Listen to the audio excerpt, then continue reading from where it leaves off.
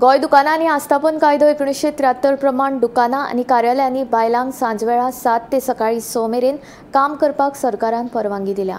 मात बायलांनी ते खातीर लेखी मान्यताय दिवची पडटली। बायल कामगारांक हाडपाची पावोवपाची सोय संबंधित कार्यालयाक करची पडटली।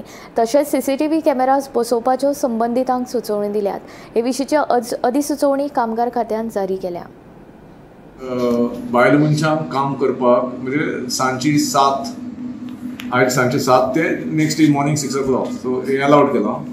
पयलीं on case to case basis आशिल्ले, आतां it is generally allowed, but ताका कंडिशन आहा। ताका घरा कडच्यान ताका पिकअप एंड ड्रॉप आसपा जाय, वर्किंग एनवायरमेंट आसपा जाय, कॅमेराज आसपा जाय भितर, मागीर हेर सगळे हायजीन बिजीन उदक whatever is required normal course of work has to be provided to woman. So हाचे कडच्यान बायल मनशांक चड कामाक येतली। आनीक आमचे local Goans also should Goan women also should be in a position to work when these facilities are provided. Okay okay sir, ही खंयची म्हटलं तुमी, खंयची बायलां म्हणजे खंयच्या कामाचेर कंपनी?